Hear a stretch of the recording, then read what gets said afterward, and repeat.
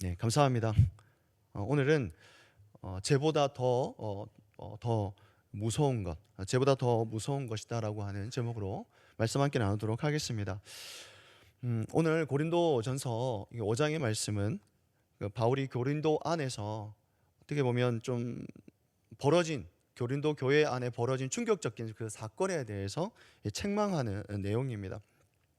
당시 고린도 교회 안에 한 사람이 그 아버지의 아내와 동침함이 일이 있었고, 또 교회는 그 일을 알고도 아무런 조치를 취하지 않고 방치한 것이죠. 이에 대해서 이제 바울이 조금 책망하게 되는 그러한 내용입니다. 근데 이 말씀을 읽다 보면 자연스럽게 이런 질문을 하게 됩니다. 그렇다면 교회는 죄에 대해서 이런 죄뿐만 아니라 죄에 대해서 어떠한 태도를 취해야 하느냐 하는 것이죠. 무조건 죄를 돕는 것이 사랑일까? 정죄하는 것이 과연 옳은가? 아니면 침묵해야 되는 것이 맞는가? 하는 그러한 여러 가지 질문들을 우리에게 남기고 있다는 겁니다.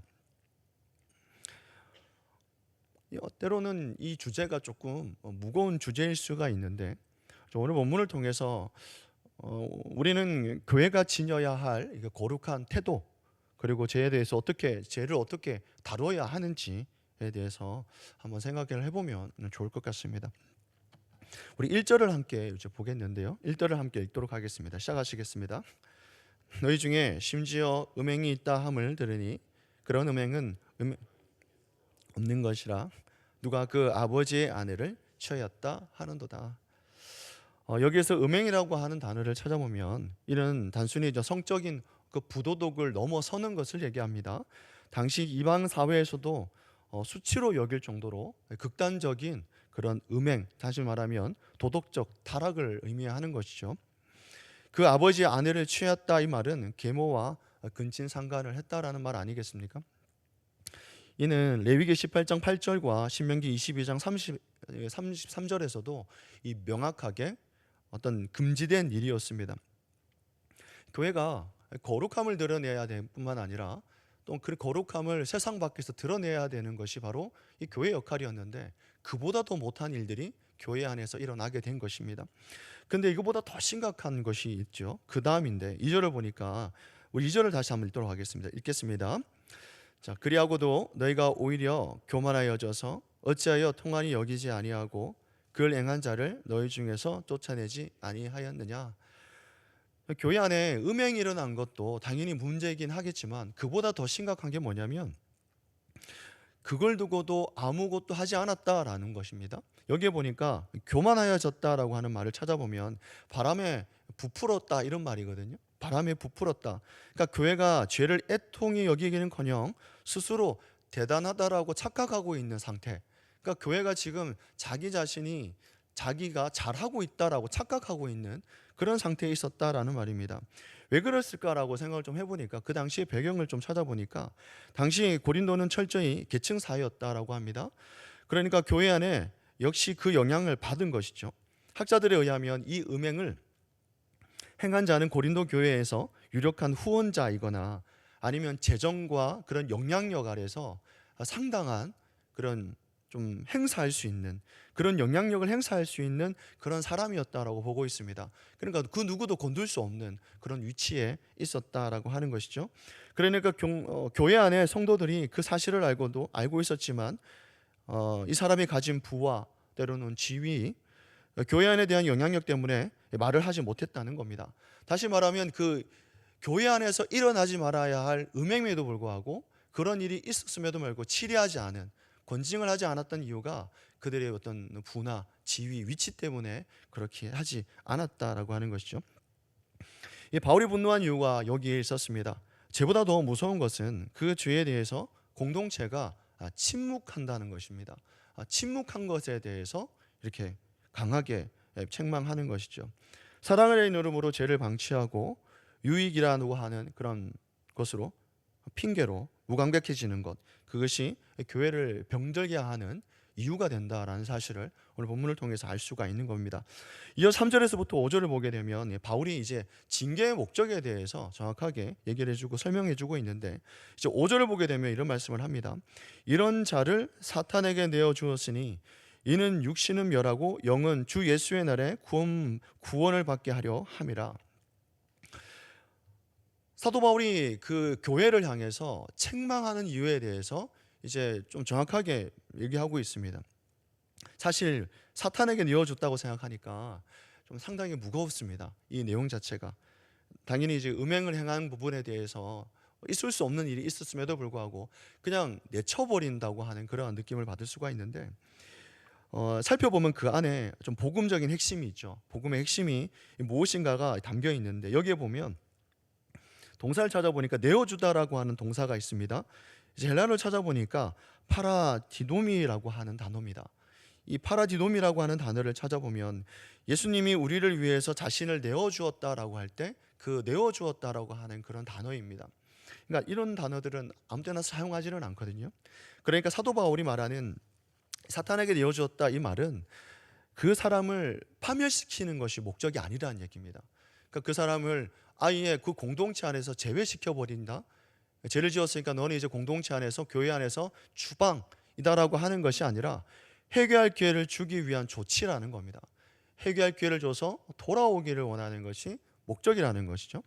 그러니까 육신은 멸하고라고 하는 말을 보게 되면 그 사람의 죄된 자아, 하나님 없이 살아가는 옛 자아를 말합니다. 그 옛 자아가 이제 철저하게 꺾여서, 그러니까 교회로부터 분리되어서 그 시간 동안 스스로 이 죄의 무게에 대해서 스스로가 이제 깨닫는 시간이 필요한 건 맞습니다. 그 필요함을 통해서 회개케 하고 돌아오게 하는 것이 목적이라는 것입니다. 그러니까 징계는 정죄가 아니라 회복을 위한 이 수단이다라고 하는 것을 우리는 잘 알 수 있는 것이죠.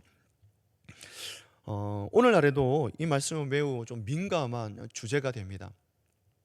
권징이나 치리, 징계, 이런 부분들을 혹시 경험해 보셨는지 모르겠습니다.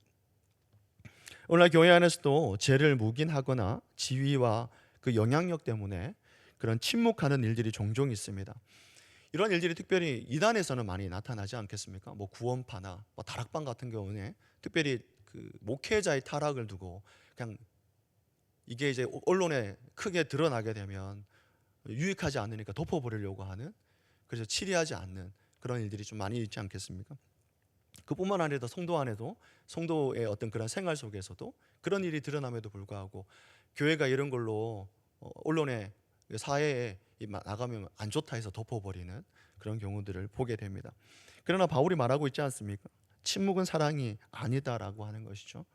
분별 없는 방치는 교회의 거룩함을 파괴한다라고 말합니다. 죄를 방관하는 교회는 그 거룩함을 잃고 영적인 힘 또한 잃게 된다는 것이죠.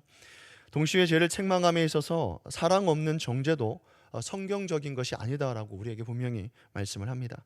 우리가 해야 할 일은 죄를 애통해 하면서 고통 가운데 죄를 해결케 하고 다시 회복의 길로 열어줘야 되는 것이 바로 공동체의 역할이다라는 겁니다. 그 사람을 살리는 방식으로 징계해야 된다라고 하는 것이죠. 근데 여기에서 더 중요한 사실을 우리에게 잘 말씀해주고 있는 게 있는데 7절에 이렇게 말씀합니다. 우리 7절을 함께 읽도록 하겠습니다. 시작하시겠습니다. 너희는 누룩 없는 자인데 새 덩어리가 되기 위하여 묵은 누룩을 내버리라. 우리의 유월절 양 곧 그리스도께서 희생되셨느니라. 아멘. 그리스도께서 자기 자신을 내어주신 이유에 대해서 말씀을 하는데, 우리가 더 이상 죄의 누구로 살지 않고 거룩함 안에서 살아가게 하기 위함이다라고 말씀을 합니다. 예수 그리스도께서 자신을 내어주신 것이 우리로 하여금 거룩한 삶을 살아가는 것이다. 무슨 말이겠습니까? 입장 바꿔 생각하면 그 징계의 대상이 누가 될 수 있다는 얘기일까요? 나도 포함이 된다는 얘기입니다. 내가 될 수 있다라고 하는 말도 된다는 것이죠. 이 책망의 대상이 다른 사람이 아니라 첫 번째 우선순위가 내가 된다는 얘기입니다. 대상이 내가 될 수 있다라고 하는 것이죠. 그래서 끊임없이 나를 돌아봐야 되는 것이죠. 나는 과연 부끄러움을 아는 그리스도인인가? 잘못을 인정하고 수용하려고 하는 그런 태도가 나에게 있는가? 생각을 해보면 상당히 어렵습니다. 누군가가 나의 잘못을 지적했다 생각해 보십시오. 거기에 대해서 받아들이고 수용한다? 교회가 그에 대해서 징계한다 했을 때 그걸 쉽게 받아들일 수 있는, 수용할 수 있는 태도가 내게 있는가 하는 것이죠. 쉽지 않는 일입니다. 그렇습니다. 교회가 거룩을 유지하기 위해서는 침묵을 하면 안 됩니다. 제보다 더 무서운 것은 그 죄에 대한 공동체의 침묵이라면 더 앞서야 되는 것이 바로 나의 죄에 대해서 침묵하지 않는 것입니다. 나의 죄에 대해서 침묵하지 않는 것. 그러니까 공동체의 죄를 돌아보기 전에 나의 죄를 먼저 돌아봐야 한다고 하는 것이 먼저다라고 하는 겁니다. 나는 과연 부끄러움을 아는 그런 그리스도인인가? 잘못을 인정하고 또 수용하는 그런 태도가 내게 있는가? 제가 이제 청년을 사역하다 보면 때로는 제가 실수할 수 있는 부분도 있지 않겠습니까? 그럼 뭐 임원들에게 얘기하다 보면 실수할 수도 있고 또 놓치는 경우도 있다 보면은 제일 어려운 말이 있습니다. 미안하다, 미안하다는 말. 내가 실수했다. 내가 좀 이 부분을 체크 못했다. 이 말이 되게 어렵습니다. 왜냐하면 어찌됐든 가르치는 입장에서 그 친구들보다 위에 있다라고 생각을 한다면 그를 내려놓고 미안하다고 하는 말들이 참 어렵다라는 한 사실을 저는 경험해 보니까 쉽지 않았습니다. 근데 그런 것조차도 내려놓는다라고 하는 게 용기가 필요하더라고요.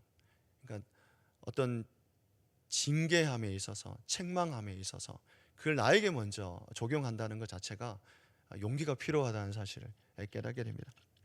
성경은 오늘 그걸 우리에게 잘 이야기해 주고 있는 것 같습니다.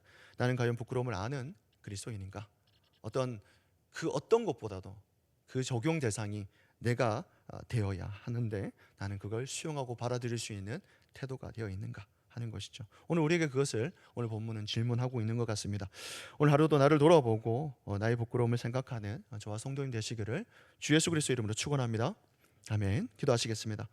사랑이 많으신 하나님 감사합니다. 새벽을 깨우고 또 기회들 자리로 인도하여 주심을 감사합니다. 죄를 애통히 하지 못했던 우리의 무감각함을 용서하여 주시고 정죄가 아닌 회복을 위한 마음으로 서로를 품는 교회가 될 수 있도록 인도하여 주옵소서. 하나님 오늘 하루도 그리스도의 거룩함을 닮아가는 그런 하루가 되게 하여 주시고 남의 죄보다 나의 죄를 먼저 돌아볼 수 있는 그런 성숙한 신앙의 어린이 될 수 있도록 하나님 인도하여 주시옵소서. 날마다 하나님 이러한 부분에서 누군가를 책망하기 전에 나의 죄를 먼저 돌아볼 수 있는 그런 제가 되기를 소망합니다. 오늘 하도 주께서 함께 하실 줄 믿고 감사와 찬양을 올려드리며 예수 그리스도의 이름으로 기도드리옵나이다. 아멘.